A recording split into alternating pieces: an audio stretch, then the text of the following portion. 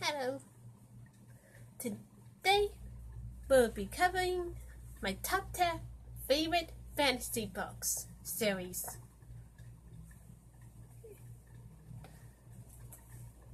Honorable mention, Septimus Heap.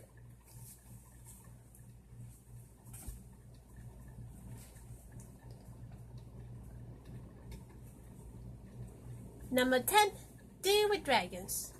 I borrowed it from the library, so I don't have it.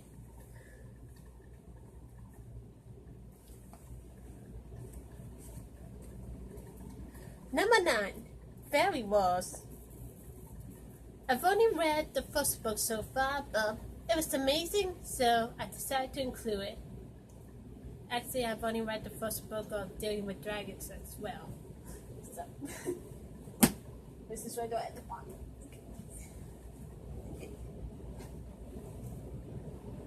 Number 8, Inkheart. This truly is a wonderful read. Okay. If you're a person who can't stand depressing things, these are a little bit sadistic, or you easily trigger, then don't read this book. But if you can handle that, then go ahead. Go for it. Read this book series.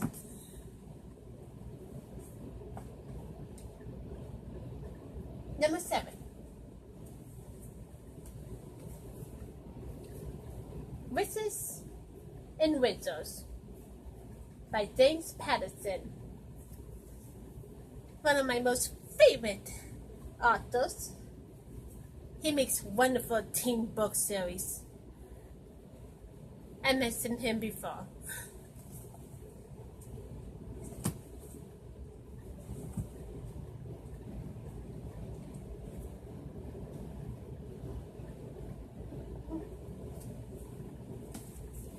Number 6, The Immortal Instruments by Cassandra Clare.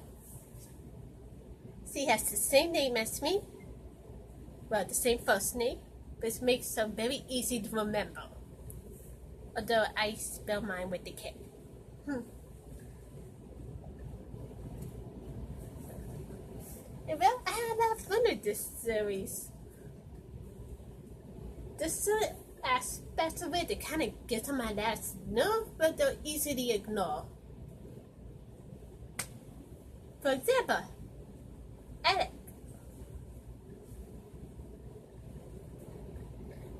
Yeah, that gay saddle hunter. What does he does have to tell other than whine 24/7 about how Magnus is immortal? And blah blah blah blah. I'm suicide, I'm dead. That warlock is going to replace me with someone else. That warlock's been with a whole bunch of people. Well, yeah, what do you expect, stupid? He's immortal. He's been alive long before your great grandfather was even born. Of course, he has a long list of exes. He started dating this warlock, knowing that. You have no right to complain about it, you idiot.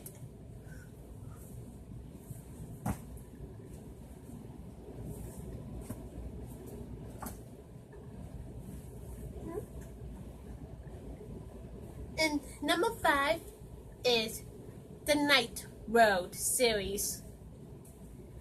I love this series. It has both. It has romance, action, mystery, magical fantasy elements. It has basically everything I love. Except humor. There's not a lot of humor in it. But that is perfect. And not the elements overshadow each other. For example, the romance never overshadows the plot. They never separate the romance to just growing accent for the sake of having accent. No, everything is wonderfully balanced. It's perfect.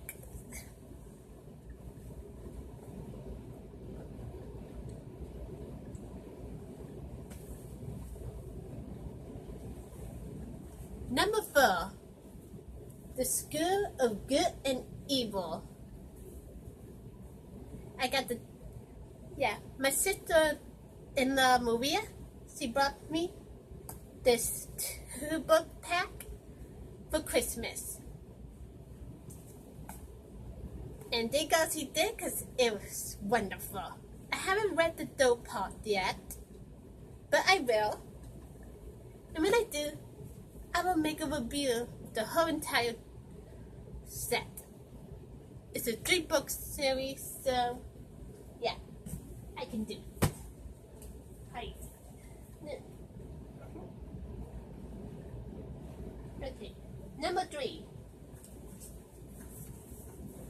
the Hollow series.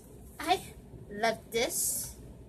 There's certain aspects of it I don't like. I think it's obvious after all, this book series is aimed for adults. I think you can guess why I don't like it. The love interests this girl goes through. So many of them, I hated them. There's only 2 I really liked it. First, the first, I think his name was Kristen. It's been a while. He's a vampire. At first, I didn't like him, but then he grew on me.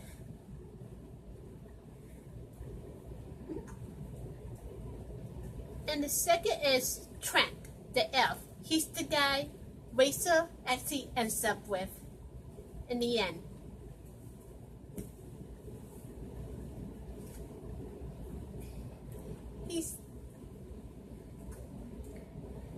He's technically a duck.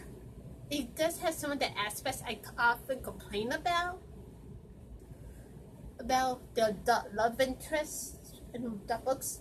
But when I make a review of this, I will explain in detail why Trent is a wonderful love interest, even though he sells some of the traits of the typical adult book love interest that I hate. I will explain on that day. Okay, number 2, No Place for Magic. I've only read 1 book of that series. It wasn't the first one. But I loved it so much that I decided to make it number 2 anyway. So, it's just so funny. It has adventure, fantasy, romance. I love the couple. I believe her name might have been Rachel as well, coincidentally. Also, I heard this on audiobook. And the woman who reads the book, she is wonderful.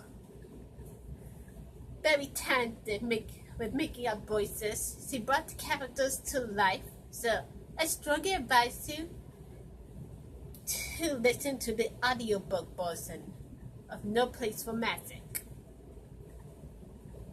Oh, the series is called The Frog Prince, something like that.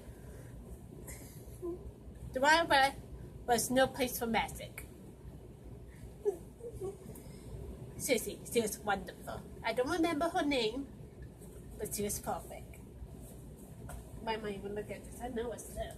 Okay, number 1, The Wildfire Saga. Seriously, this book series is just perfect. It's perfection. It has everything. It's adventurous, the romance. There's some low-key romance in it. But still, the relationship was well done. None of it felt forced. They all seem to have mutual respect for each other. There's friendship in it. genuine friendship.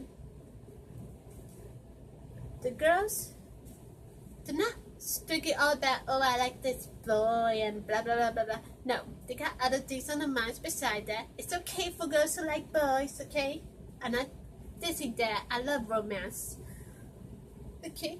I'm just saying there's more going on besides that. And well, the book covers of the whole series are beautiful. Every single one. Seriously, look at this. It's beautiful. How can you not like this book cover? You would be crazy not to.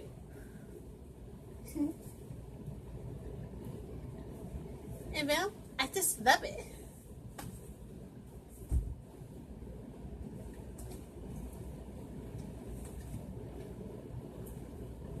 And well, that's all of them.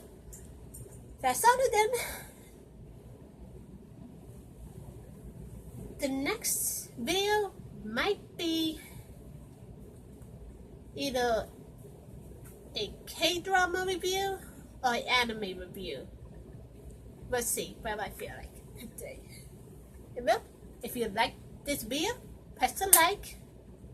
And well, goodbye.